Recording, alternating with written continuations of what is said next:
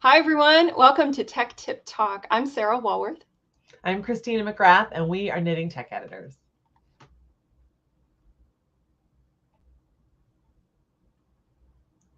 Here on Tech Tip Talk, we answer your questions about tech editing, knitting design, and knitting pattern writing. We invite you now to throw your comments and questions into the chat, and we'll do our best to answer during the broadcast. Joining us this month, our guest is Laura Nelkin, who is a knitwear designer and teacher creating really innovative patterns. And she's all about making even complex patterns accessible to everyone. And she has clubs and lessons that support that. She's also the founder of Knit for Food, an annual knit-a-thon that raises money to fight food scarcity, which is in its third year. And we are going to talk about all of it. So welcome to Laura. All right, let's bring her up and see if I can hit the right buttons and put her center stage. Hi, Laura. Hi, Laura. Welcome. Thank you for joining us today. Thank you for inviting me. I'm honored. It's really exciting to have you here. And we've already got a lot of people joining us. Feel free to throw your questions and comments into the chat. Christina, you want to start? Let's start. So we're going to start right at the beginning. Laura, how did you get started working in the knitting industry?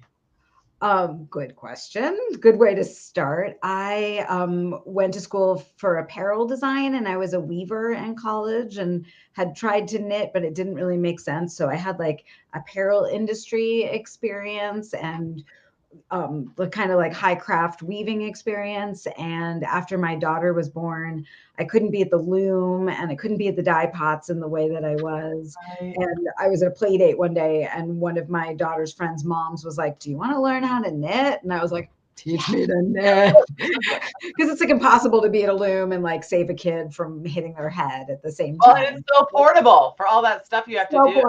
So portable. So I learned how to knit, and like maybe a year or two into knitting, I learned that there was a hand painted yarn company like 6 miles from my house on back roads. Like I live pretty rurally, but they were like 6 more miles through some Amish farms and some goat cheese places. And I was at Schaefer Yarn Company, which is one of the first hand painted yarn companies that existed.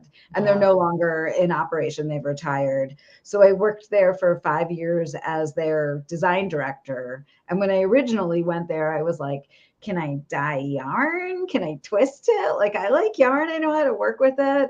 And when Cheryl and I kind of got going and talking, she was like, I want your brain, because I had like industry experience. And I remember the first time she asked me if I wanted to design a sweater in that first meeting, and I had like never written a pattern. I'd just been kind of following patterns or doing my own thing. And I was like, sure, I'll design a pattern. Like, how hard can that be? Oh, I love it. Yeah, totally. It was a little, if I have any advice, it's like fake it till you make it kind of thing, right? Like always. Yes, no. Well, because a lot of what we do in this whole craft in hand making itself is we learn as we go. You know, you want to do something, and so then you take a deep dive into pattern design. It's awesome. Yeah. I mean, I will say I had background, since I have the apparel design background, and I'd had a lot of like grading classes in college. I had a background that I was really applicable to knitting. Knitting was just like a new medium for knowledge that I already had like a big base of. So it wasn't completely full of crap, right? It was like how to make what I know work with this new fabric. Exactly. And that was a learning curve, but kind of cool, since I was working for somebody else, that learning curve was part of my job.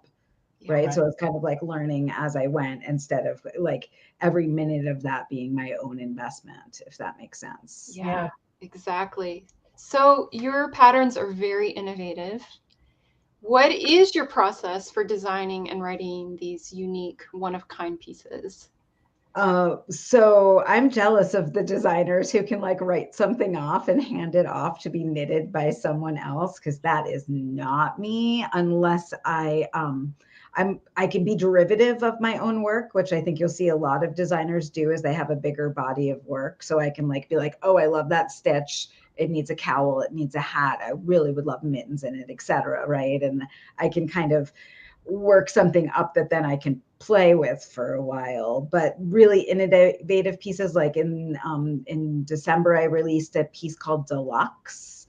that is crazy. I mean, even I'm the first one to say, like, if you never want Alzheimer's, knit deluxe, because you got to pay attention to that pattern.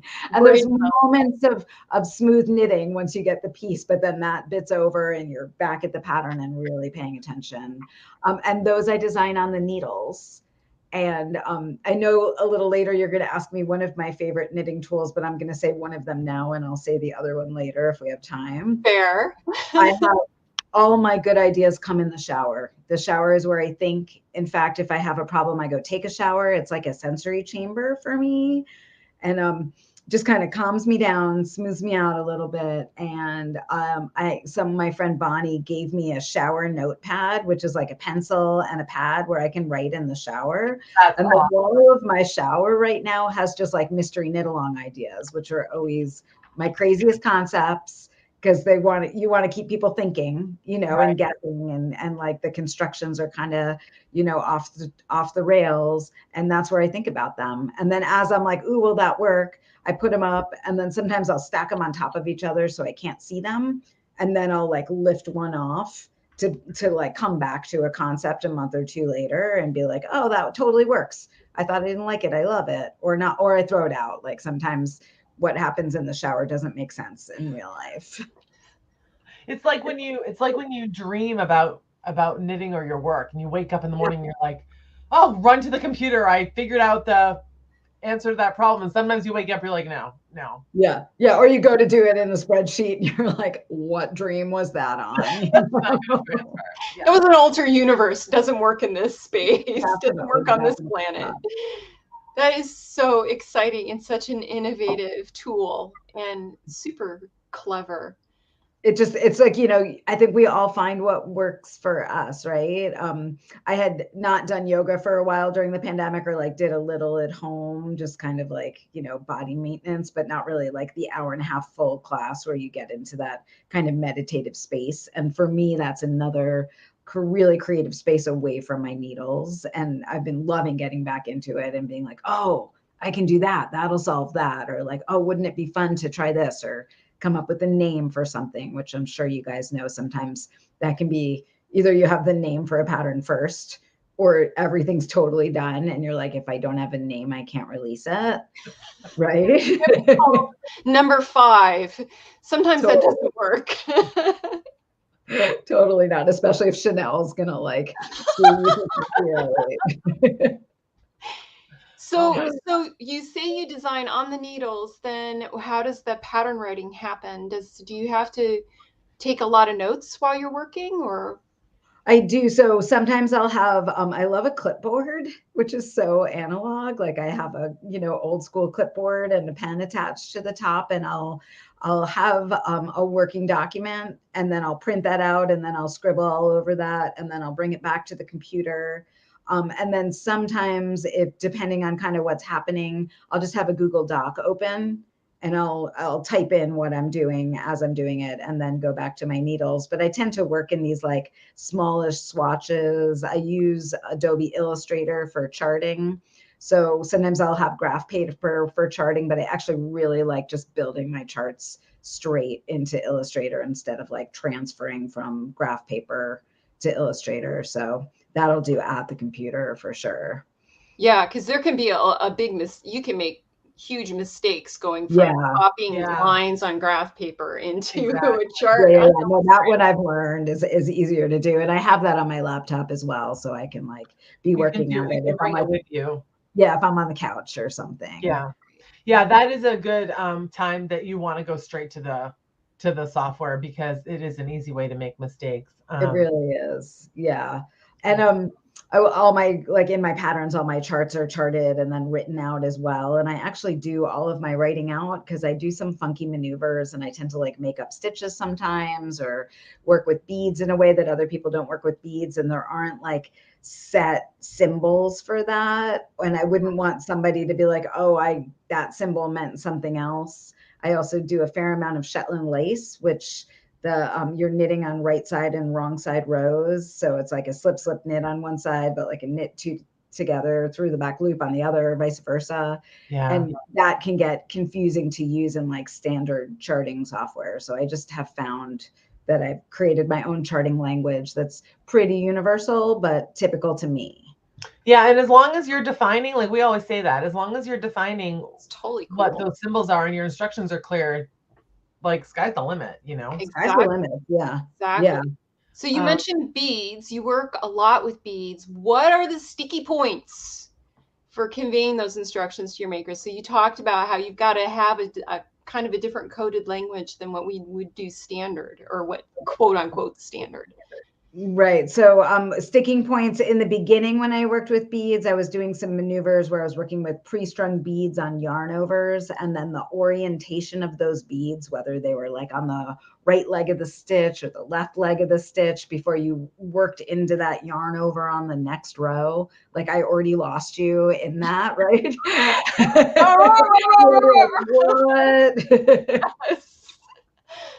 So that I had to really learn like how to get that onto a chart with like leg to front, leg to back of the needle. So I started using like blue for back and fuchsia for front, kind of like trying to kind of visual cues to help people read something.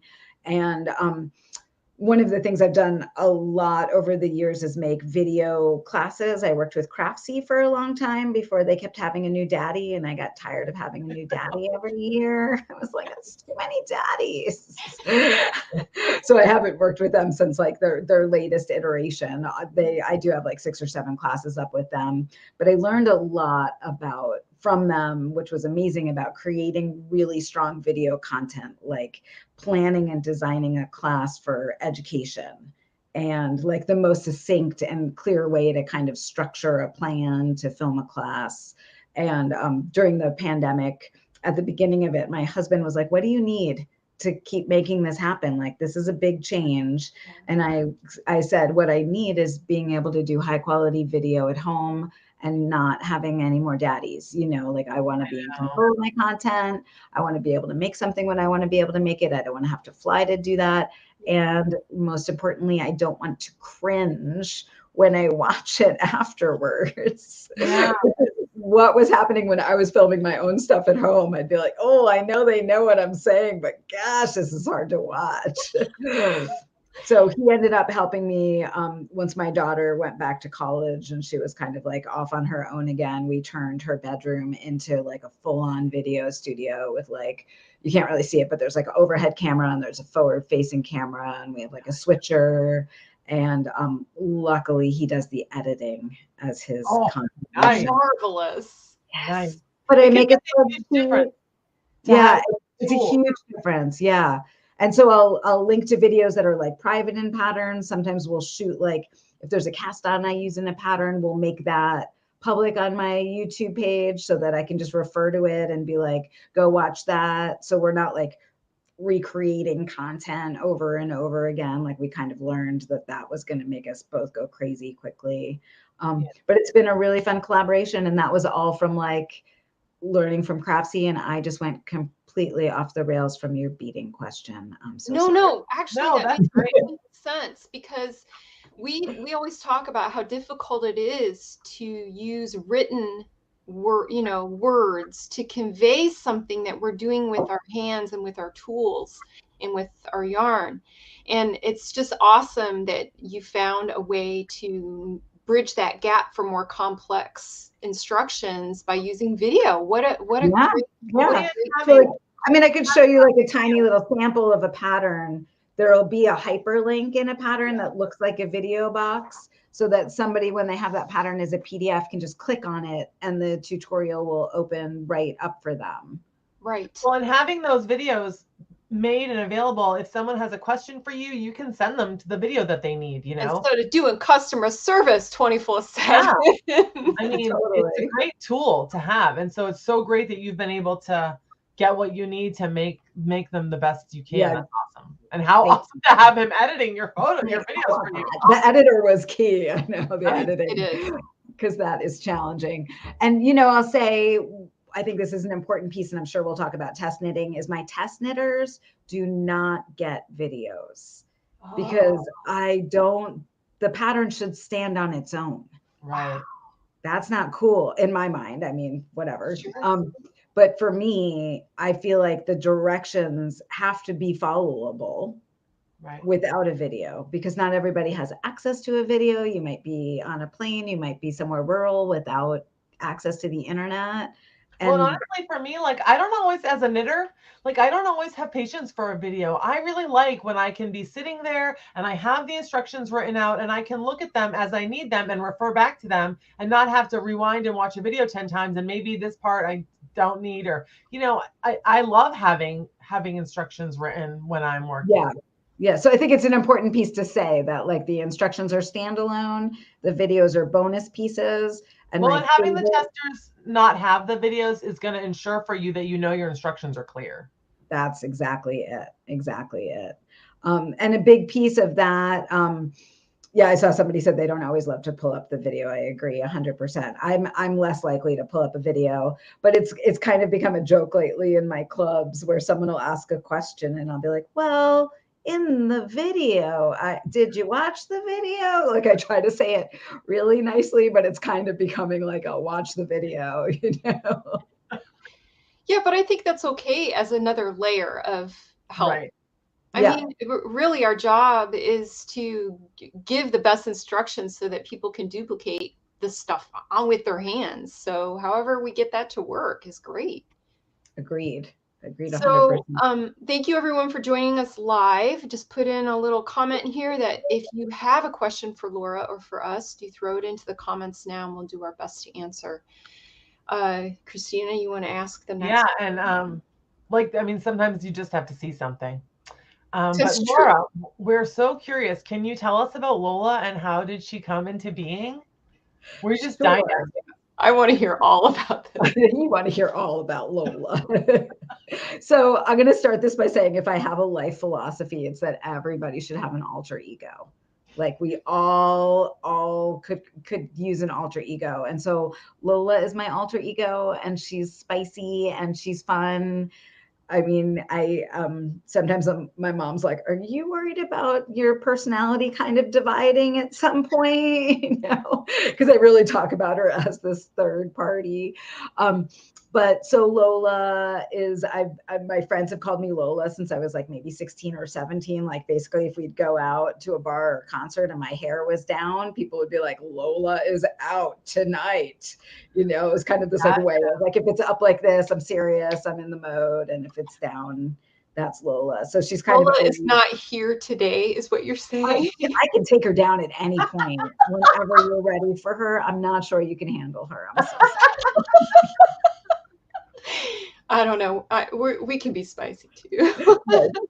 So my dear friends who I've known forever call me Lola. And then as I was working on this kind of smaller knitted kit club, I think as I was like kind of interacting with people online at one point, I introduced Lola when I would say something a little spicy, just to be like, oh, I can, like, Lola did that, or like some shipping thing, some snafu, right? I just had someone to throw under the bus, basically, which is awesome to have, which is why I believe we should all have them. Because you can go, I'm perfect, I'm impeccable. Lola, she's a hot mess, you know? Right. That's awesome. I love that. Yeah. It's lovely. But Lola has patterns. Lola does have patterns, and she has a club. She has a club that a kit ships every other month. So 6 times out of the year, they're smaller, accessible projects. They tend to have some humorous piece in them, whether it's like some inside joke or the goodie, like the next kit coming up in March has like a theme that's quite funny. And I was filming the video with it for my husband last week, and I literally almost peed in my pants because there's like this kind of this pun that one could take too far, that I took all the way to its pun grave, you know. I was definitely my own best audience that night. So I really, it's fun. It's really, it's fun to have somebody to play off of, if you will, without, and still just be myself. I love it. I love it. We need to laugh more. I think. Yeah, well, like creating space to do all the different kinds of things that you want to do well. It's really cool. Yeah. I love that so much. Yeah. I think like King Fiber released a thong pattern right around Yeah. Valentine's Day. And Lola has always had a joke about designing thongs and knitting thongs, and that like every shawl I ever start looks like a They thong. always start. I was not the only one who thought this looks like a Didn't No. thong. they too? Every freaking time, and I do not mean to do it. It's like Lola all the way. So I cannot tell you how many people sent me that link to that thong. Like somebody else did it. I was like, well, that one's actually really, really, really pretty, and mine are like a little more diaperish, I think. Lola needs to work on her design I skills to really make them do. I prettier. know. Oh, that's fantastic. So let's change to talk about Knit for Food. Oh, yes. We have you on this month because of Knit for Food, and we care so much about it. That's why we wanted to host you. When did you begin doing it, and how did it all get started? So great. So I'm always happy to talk about Knit for Food. Knit for Food started, the first year was in 2021. And the idea came about. So the summer of 2020, my daughter was a sophomore in college. She had finished her spring semester. She was still home with us due to the pandemic. And we were like, you have to do something, like just going to the creek and hanging out with your friends. Like there's got to be more. This is a path to crazy town for all involved. And she ended up getting an AmeriCorps position with our local food bank, registering people, my neighbors who were hungry or experiencing food insecurity, for food distributions. So 4 days a week, it was a 5-day a week job. 4 of those days, I would listen to her on the phone, registering people who were calling in to get in line with their cars to get a food distribution from the food bank. And then the 5th day of the week, she'd be gone at the distribution, helping, check people off of her clipboard and making sure everybody got the food that they needed. So I went from being in this like bubble where I, went and bought big bags of flour and big bags of black beans. At the moment, I thought we were stuck at home for a while without much of a thought of like, how are we gonna, I wasn't worried about being hungry. I was worried kind of about having like the good ingredients I'm used to having, to all of a sudden being incredibly aware of a situation that I had no idea about. Like I've never been hungry. I forget a granola bar on a hike sometimes, but that, I don't think that counts as hunger in any stretch of the imagination. So, when Bella went back to school in the fall, I was like, I really want to continue the work that she was doing that I know about, and what can I do? And at that point, I heard about a knit-a-thon that had happened that summer, that 4 girls from around the country started to raise money for Black Lives Matter. It was a really cool knit-a-thon, and they raised I forget if they raised $15,000 or $20,000, but they did a phenomenal job. And so I heard about that knit-a-thon, and I also remembered the Gilmore Girls episode where they raise money for their local bridge, and they're knitting. Basically, I think someone takes them out of their misery and gives the amount of money they need to fix the bridge, so they can, because their knitting was really bad. It's not super powerful knitting. So between that and what I had heard about the knit-a-thon happening online, I ended up getting in touch with the 4 girls that organized that knit-a-thon, and they kind of told me their structure. They told me the things they thought they did really well, the things they thought they could do better. And I came up with a kind of simplified plan of how to do a knit-a-thon to raise funds for hunger and food insecurity. And as I came up with that, I was like, well, I can't decide on an organization. They're all in need and they're all amazing. And I feel like if I choose one, what about them? And if I choose Meals on Wheels, what about the kids? If I choose the food bank, what about the seniors? And then, so we ended up, I kind of found a group of people I felt really comfortable and safe with, who felt strongly about the project along with me. And we landed on Meals on Wheels, No Kid Hungry, Feeding America, and World Central Kitchen. And if anybody here does not know about the work that World Central Kitchen does, both domestically and around the world, they are really phenomenal and nimble and everywhere they need to be within hours of a crisis.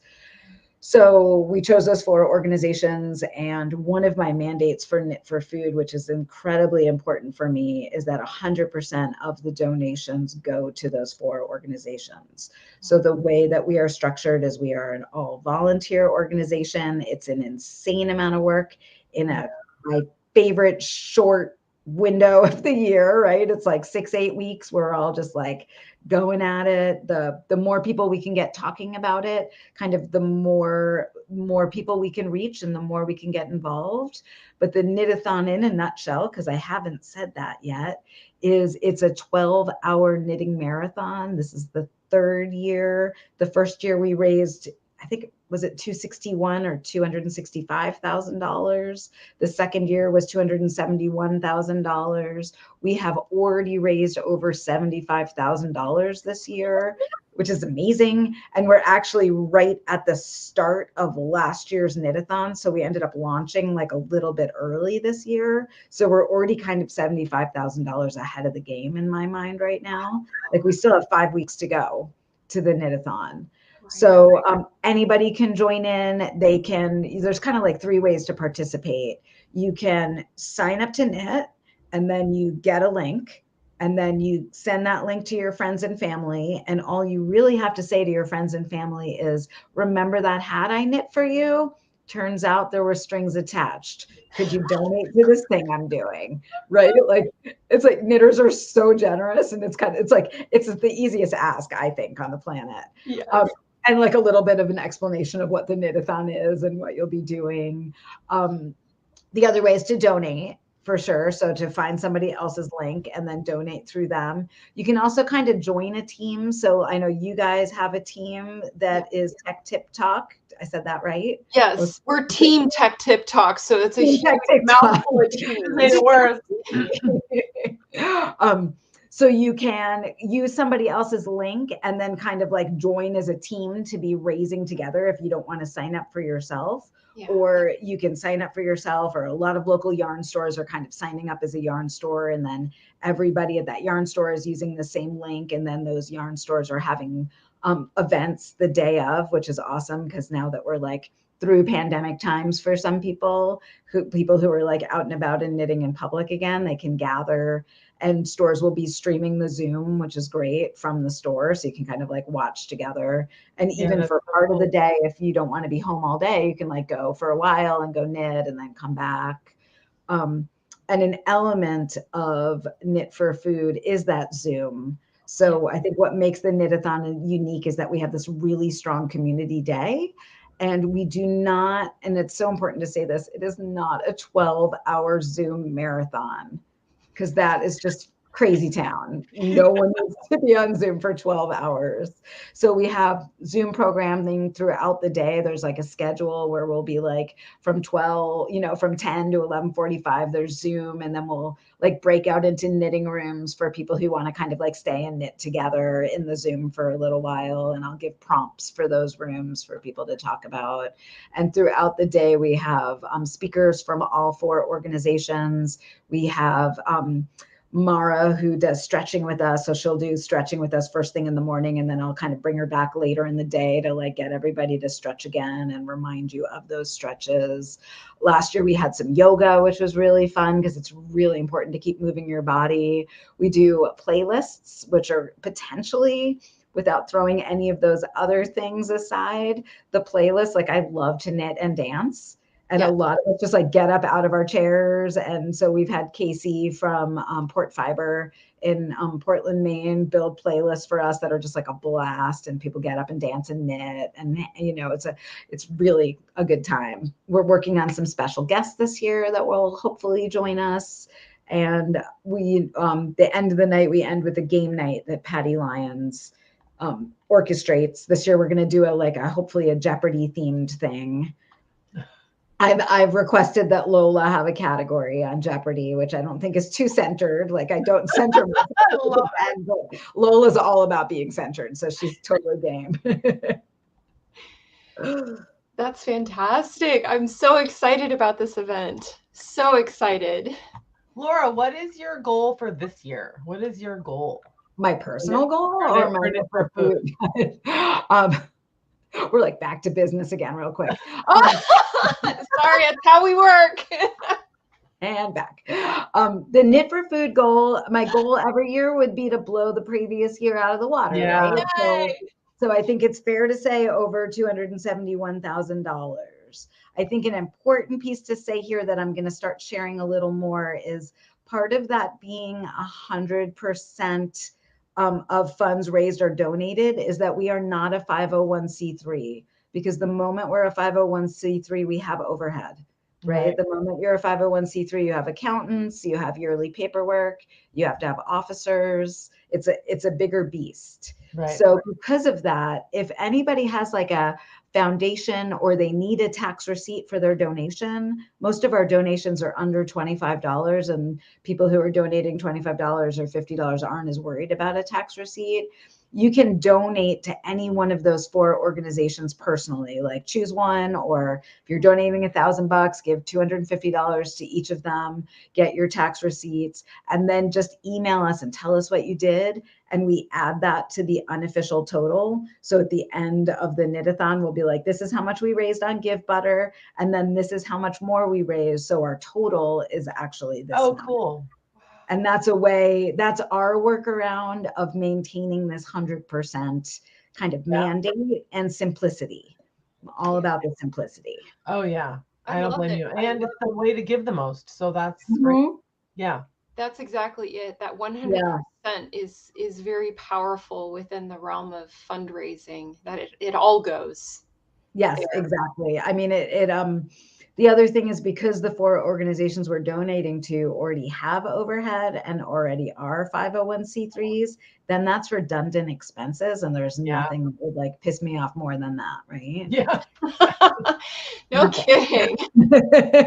So for financial goals, we made a goal of we would like to raise $10,000. So that's like a high goal for us. I hope we get there. So the fundraising goals, do you find that the teams have a little bit of a competition going on, or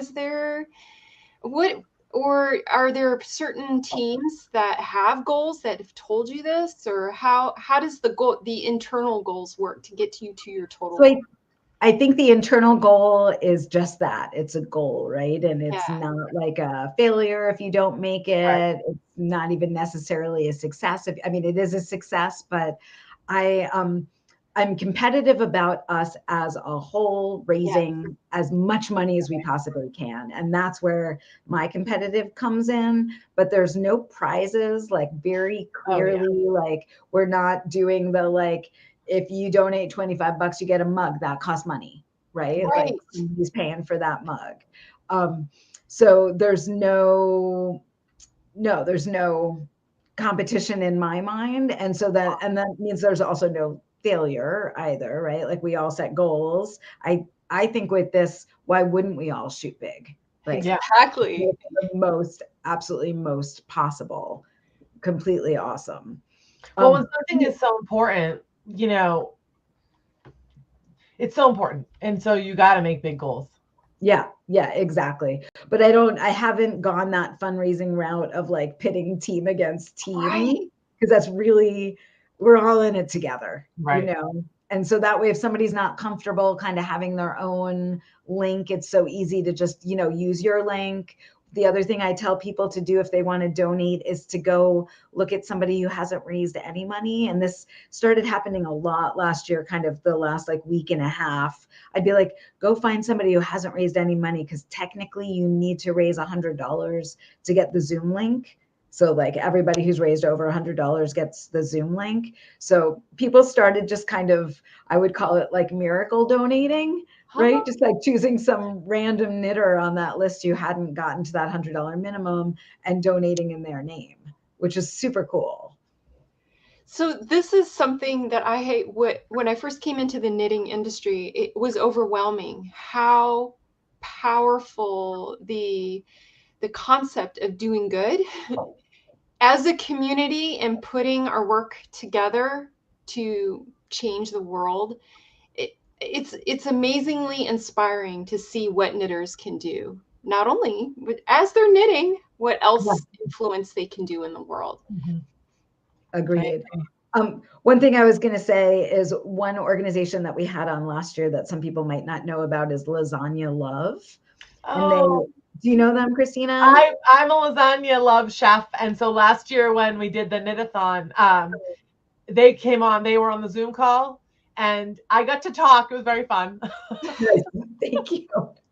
That's why you're familiar. I was like, I know your face is familiar to me.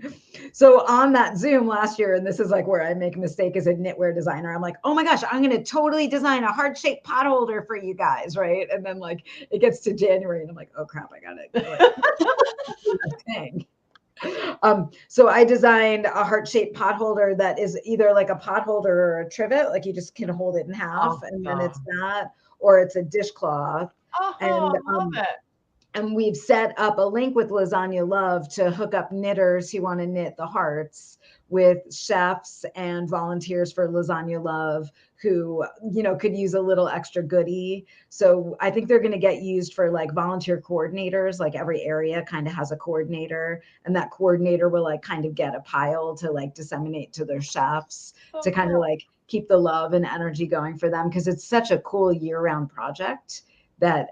And I'm sure you know that, Christina. It's like really, really hard. It feels great to cook for other people and help them out. It does. I mean, for me, I'm not able to just have my own limitations about, you know, what I can do. And this is something I can do, you know what I mean? And it does have impact. And it does have impact. It's a really cool thing.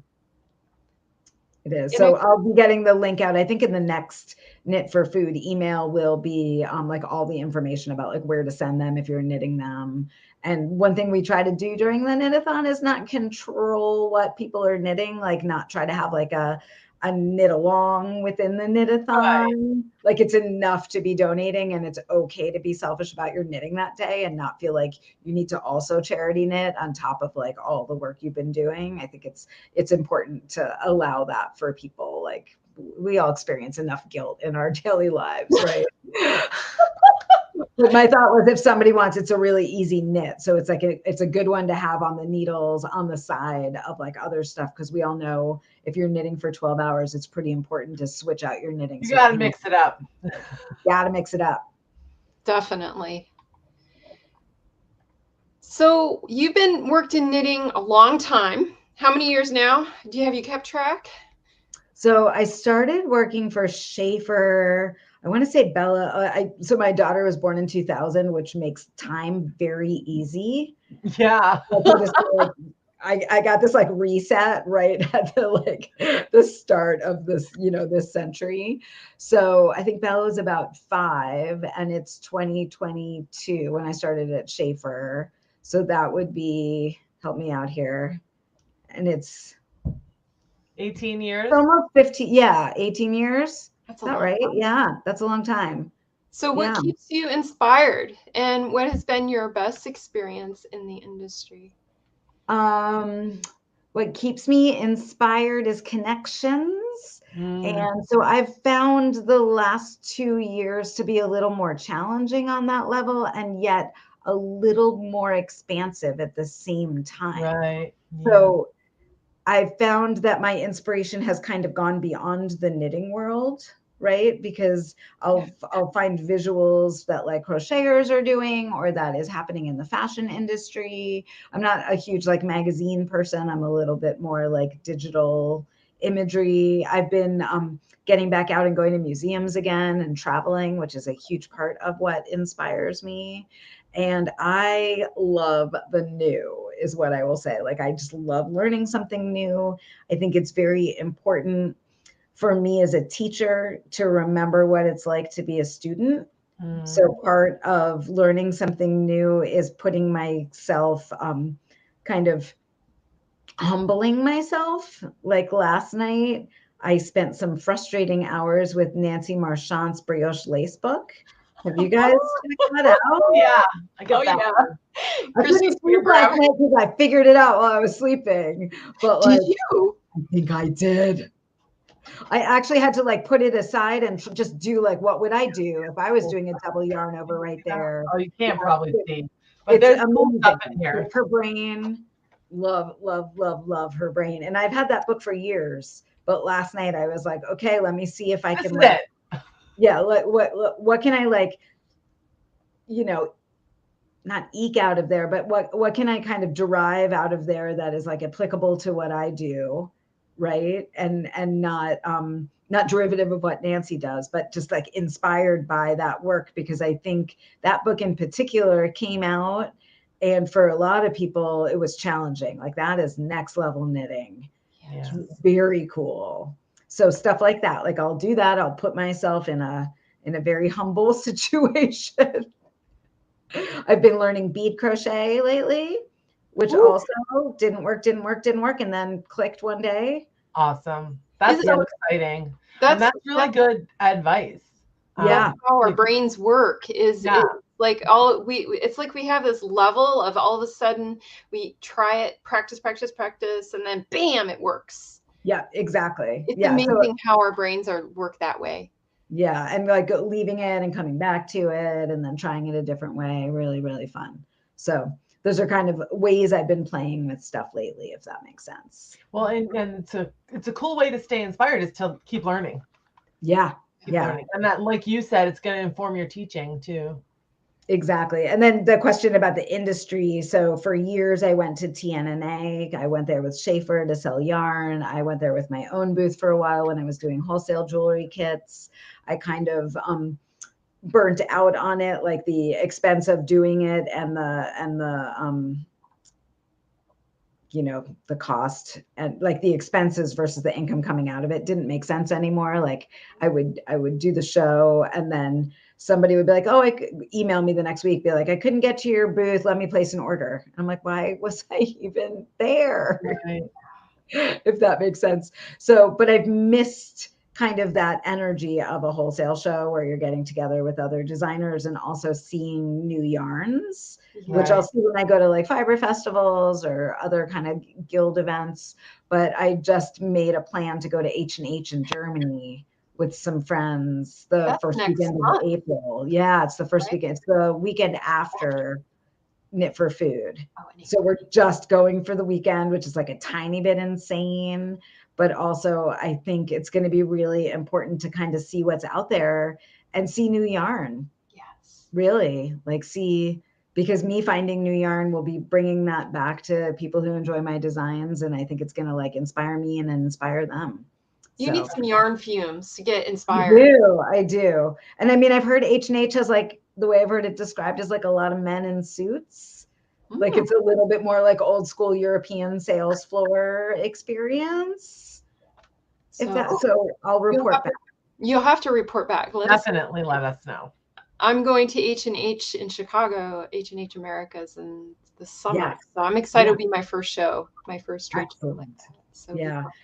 And I would have gone to that, but I'm teaching that weekend in Maine. So I was like, well, I can't go there. I guess I have to go to Germany. Bummer. Yes, I do. Darn. Boo-hoo. Oh, sorry. Go ahead, ask. So that's all such good advice. What advice would you give to a brand new designer just starting out? I would do what I did with Schaefer and just fake it till you make it. Yeah. Like don't. So we all have a narrative of no. Yes. Right. And switching a narrative to yes, and being okay in the beginning with experiences that aren't necessarily like quantifiable. Like don't, maybe the first few designs you get out in the world, worry more about like getting the best design out there with the best written pattern than the amount of money that you're going to make off that pattern, right? Like crunch the numbers a little later, but invest into creating something that someone who knits is going to have success with, so that they'll be wanting to support you and purchase more and knit more of your things in the future. So like basically saying yes to yourself. Any business costs money to start up.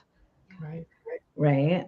I've always a little bit had I don't like debt. Debt's not a comfortable place for me. So I tend to budget things out so there's not a debt space, if that makes sense. But just say yes. Say yes. I mean, that's what I said to Cheryl. I was like, Cheryl, I'll design you a sweater. It took like 3 years for that one sweater, but well, you never know what opportunity is going to be a change, a shift that's going to put you where you want to be. Yeah, exactly. And although like in my, in my mind then maybe being independent would have been awesome, but having that experience working with other people in the yarn realm before going off on my own taught me so much. So looking for collaborations, I think is another great way to start out. I think the indie way is hard. Yeah. And I think it's a stepping stone to it. I think it's really easy to look at. There's like maybe a tier of top 10 indie designers who really actually do make a living off of their indie designs, but it's a unicorn a little bit. Yeah. So, like you said, those connections, it all comes back to being connected with other people in the industry and not trying to be all about doing it all by yourself. But Right, we're exactly. not an island, right? I mean, we're that's not. No. So Definitely. Laura, what are you excited about now? Well, You've got again, Germany, you've got so much. got a lot going on. brioche lace as of last night at midnight. Brioche lace. Crazy. Awesome. Bead Crochet said that as well. Also, I feel like in the last like 6 months, I finally cracked the Instagram nut, which Wow. so I'm super I'm competitive with myself, right? So I like to be the best I can be at something. And I felt like for years that I was putting a lot of energy into using Instagram as a marketing tool and just having it be like, rah, rah, rah, like being like, I know this content is good, but something's not resonating, something's not clicking. And I took someone's advice. I was listening, I forget what podcast it was, but it was basically advice about instead of when you hear there's a shift in the social media sphere of being like annoyed and like, oh, but I was doing that other way and that way's stupid and I don't like it. Instead being like, oh, that sounds fun. I get to learn some new, video editing tools and I get to like try a whole new thing and meet some new friends and do something fresh and creative. I have started kind of taking on that attitude. So as I heard that Instagram is pushing video and it's not interested in stills, instead of being like, but I do stills and I don't do video for 15 seconds that's vertical, I just embraced it, right? Like, how can I do that? I love music. And I just started like, I've been just saving songs I love that I think would be really fun to listen to while you watch a little bit of knitting. I've been as a piece of that I think is working as a tip, I've been making sure to have a really strong video or photo that is the still of the video. And I think that that's making a huge difference so that the cover of the video looks great. And there's like continuity through those. And then I've just been like throwing in some videos that crack me up, or that's Lola, like Lola on Valentine's Day found this like smarmy, sexy dog with sunglasses on. Who's like leaning up against a door singing Bruno Mars. You know what I mean? Like, and he's wearing a sweater. So it's kind of, I spun it. So it was knitting related. Totally spun that. But like having fun, right? So instead of being like, rah, rah, finding a way. Saying yes, like you said, Yeah. and being open to new experiences and thinking like everything you've like in learning and all that you said. That's so, it's like, it's just so funny how everything you're saying, it's like, it's all connected, it's all together, it's all made, all your advice that you're talking about is created this amazing, all these businesses and things that you're doing. Like, it's so amazing. It seems to, it's a wheel that keeps spinning and in a positive, upward, fun motion, and I jump off the stuff that isn't fun. Like, y'all don't see the stuff like I feel like my business is like just throwing pasta at a wall. Like, not to make a total allegory, Knit for Food was completely like, let's throw this pot of pasta at the wall and it's going to stick or it's going to slide right off, right? And it clearly resonated as much with other people as it did with me, and it's stuck and we're going with it, and it's phenomenal. It doesn't even feel like me. It's just like all of us together doing this thing. It's such a team. Well, it's so powerful. I mean, what you're doing is huge with that. It's Thank you. a I mean, huge what we're all doing is Right. always going to be my response to that. You know, Right. it's It's a all of us together, a it's force all of for us good, together. Yeah. force to be reckoned Completely. with. I Yeah. see that someone said that she might give it a go this year. Please do, Jenna. It's really fun. Yes. Come on in. We're going to Yeah. have a great time. Yeah. We are. We are. We are. So Yeah. we're about ready to wrap up here. So if you're joining us live, throw any questions you have for Laura into the comments because we've got just a couple more questions to go here. Tell us, this is the thing we ask every guest, and we have a running tally on what the favorite is, and you've already given us one, but what's your favorite notion? Oh, I'm excited. Okay, so one of mine is my shower notes from Bonnie, and my other, which I discovered maybe like last fall, so it's been like a year and a half favorite I see notion. what you're playing with there. I see that. Stitch Saver. Dude, for the first time last night, I put sleeves on those. Oh my God. Life-changing. So amazing. And no more fighting with the waist yarn. Like those stitches slide right on there. Right. So And you can buy it in different sizes. So like this is a 2 millimeter size. What it is hollow silicone tubing. You can buy like 3 lengths of it in a tin if you want, and then you have this great little tin to keep it in, and that's like maybe $15 or whatever. Or you can look online and buy a spool of it, like 50 yards of it or 100 yards of it that you'll have for the rest of your life for like $7.99, and then just cut it off as you need it. So I've been designing with it, and I use it for provisional cast-ons. So like yes. I'm about to do a turned hem. So I just do the provisional cast on instead of using scrap yarn. I do it onto the stitch saver. And then I, knit 5 rows with a smaller needle. I knit a turning row, switch to a larger needle, knit 6 rows. And then I can take the stitches that are on the stitch saver, slide them onto a second needle, and like knit 2 together across, holding those needles together. I know I have you guys, but like some people might be like, no, you're a fantastic instructor. That was good. And then there's your turned hem, right? On your needle, ready to go. And like, Well, there's you're no not fighting with like, that yarn in the and you're not cast messing with the like pulling out the scrap yarn and having that like I'm gonna miss a stitch, even though you never miss a stitch. Like they're always there when you pull it out. But yeah, stitch saver. To hold the stitch open, like the problem I always have with using scrap yarn is we tend to use something smaller. Yeah. And then stitches tend to collapse. So that seems like it would be more sturdy to hold it. Exactly. It holds them on. And you're just like, you just put it on the end of your needle. Like here, yeah, like the needle sticks right in there. You just put it on the end of your needle, and then these stitches, because this is a sock, is going to be too small. Because so it's hollow. Not a good example. Yeah, because it's hollow. And then you can just slide your stitches right onto it. Genius. So I can't show you my other thing because it's secret. I'm sorry. Secret projects. We have a comment from the audience here. Question. Knit, Tink, Learn, Repeat wants to ask, what's the favorite place you visited? So you've traveled a lot teaching. Oh, that's so hard, Knit, Tink, Learn, Repeat, which is also, I feel like, should be my name as well, because that is my design. I love that name. I know. Oh, that's so hard because I have so many favorite places. So I travel a lot with my family, and then I also travel with knitters, and everywhere, including home. Like I didn't say that I live in upstate New York in the Finger Lakes region. I live 10 minutes away from the tallest waterfall east of the Mississippi called Taganic Falls. It's in a little town called Trumansburg, New York. So home is beautiful. And maybe I want to say home, even though I travel all over. I'm actually leaving on Friday to go.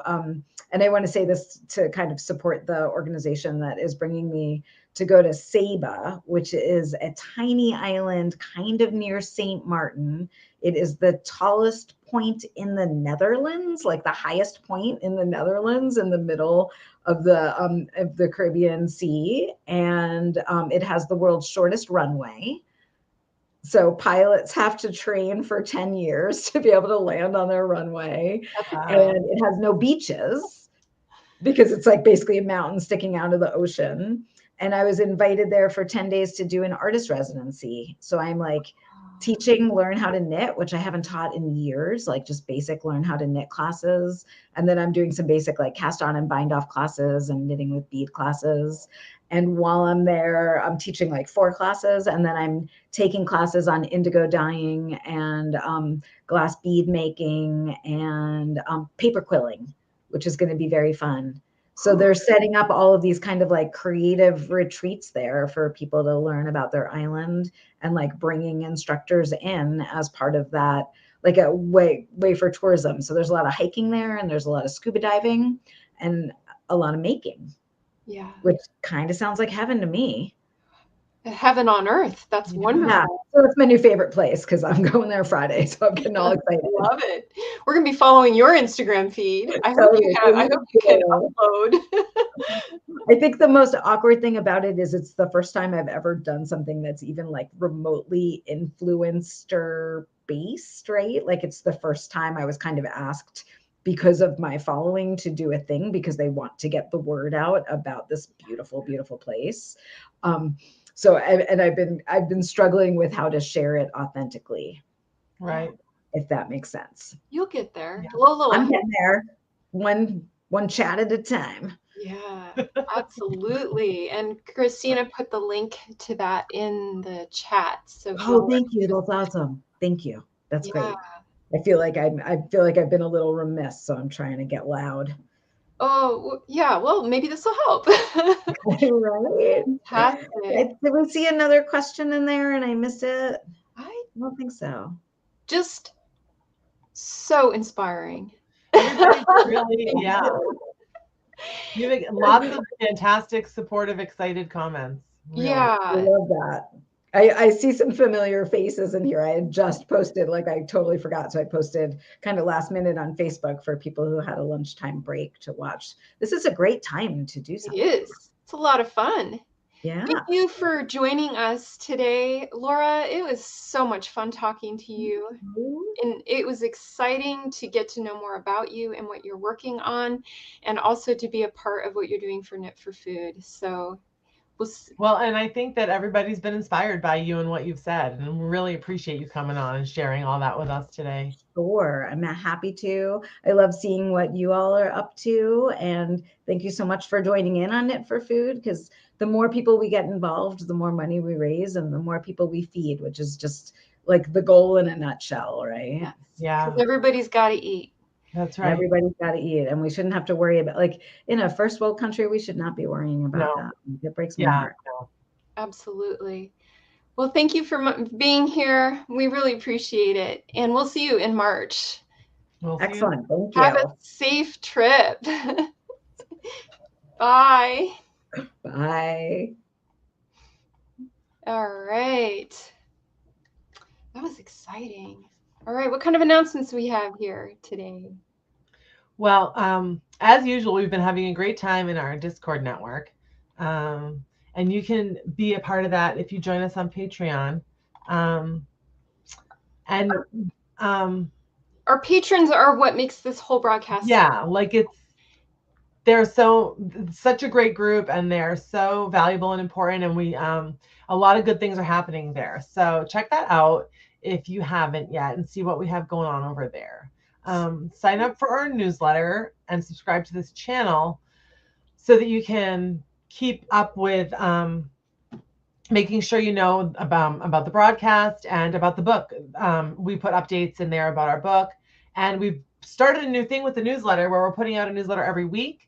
And they're short, they're easy, and hopefully help to like enhance everything we're doing. So, and exciting news about the book is we are in the stage of working with the illustrator and getting first pages finished. Yeah, so, like they edit it. Like I think that this is it's getting final, it's getting real.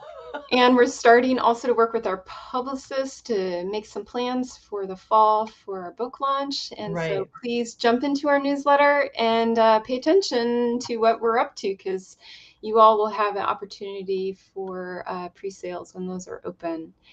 Next month, we are joining here 1 month from now, same time, same place, same bat channel for our next broadcast. And we'd love if you would join us.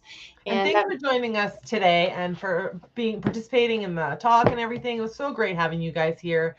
You can find all these links in the description after the video gets up. And thank you so much. And if you do have a chance and you haven't yet, we'd love it if you would donate to Knit for Food to help fight hunger and food insecurity at the link that we'll put down below. And we'll see you guys next month. Take care. Bye.